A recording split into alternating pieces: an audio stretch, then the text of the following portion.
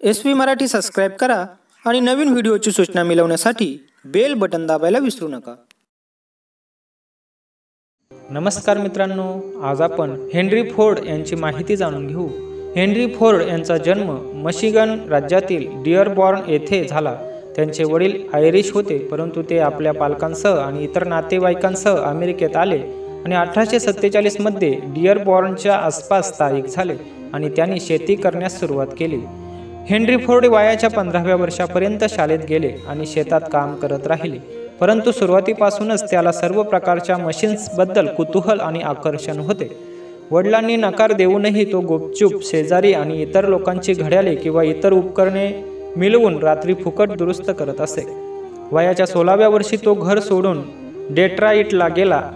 येथील अनेक कारखान्यांमध्ये काम करून त्यांना यांत्रिक शास्त्राचे ज्ञान मिळाले। 1886 मध्ये ते मायदेशी परतले।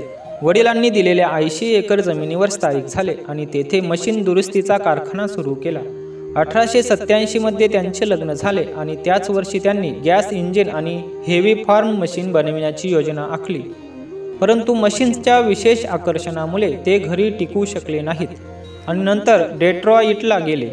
1890 मध्ये त्यांनी डेट्रॉईट एडिसन इलेक्ट्रिकल कंपनीसाठी काम करण्यास सुरुवात केली आणि 1893 मध्ये पहिले पेट्रोलवर चालणारे वाहन तयार केले, जे 4 हॉर्स पॉवरचे होते आणि त्याचा वेग ताशी 25 मैल होता। 1893 मध्ये त्यांनी दुसरी कार बनविण्यास सुरुवात केली आणि 1899 मध्ये त्यांनी इलेक्ट्रिक कंपनीची नोकरी सोडून डेट्रॉईट ऑटोमोबाईल कंपनीची स्थापना केली। मग ही कंपनी सोडून त्याने रेसची वाहने बनवायला सुरुवात केली। ही वाहने अनेक शर्यतींमध्ये यशस्वी ठरली, ज्यामुळे त्यांना मोठे नाव मिळाले। या प्रसिद्धीमुळे 1903 मध्ये फोर्ड मोटर कंपनीची स्थापना करण्यात त्यांना यश आले।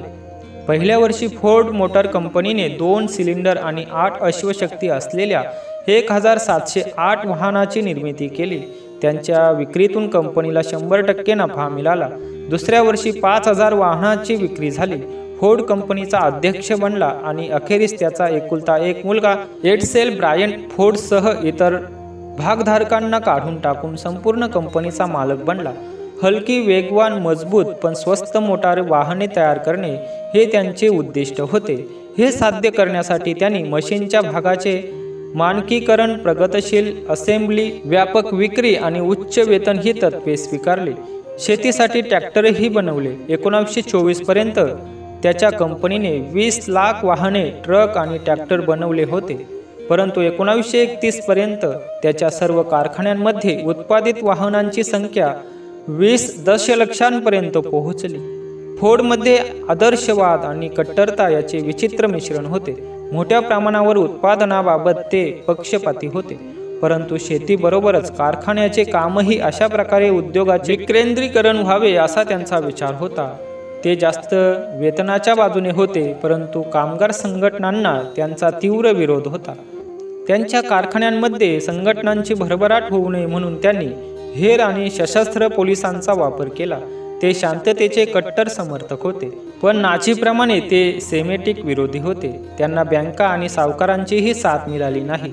पहिल्या महायुद्धादरम्यान त्यांनी काही प्रभावशाली लोकांना एकत्र केले आणि ही मोहीम युद्ध थांबवू शकेल या विश्वासाने ऑस्कर नावाच्या शांतता जहाजातून युरोपला गेला।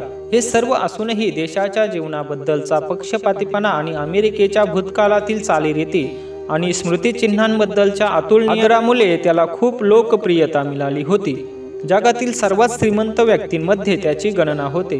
त्यांनी डिअरबॉर्नमध्ये औद्योगिक संग्रहालय आणि एडिसन इन्स्टिट्यूट ऑफ टेक्नॉलॉजीची स्थापना केली। मृत्यूपूर्वी त्यांनी त्यांची बहुतांश मालमत्ता त्यांच्या नावावर स्थापन केलेल्या लोककल्याणकारी संस्थेला दिली। ही संस्था जगातील सर्वात श्रीमंत परोपकारी संस्थांपैकी एक आहे। 7 एप्रिल 1947 रोजी त्यांचे निधन झाले। मृत्यूच्या 2 वर्षापूर्वी त्यांनी आपला नातू हेनरी फोर्ड दुसरा याला कंपनीचे अध्यक्ष बनवले होते।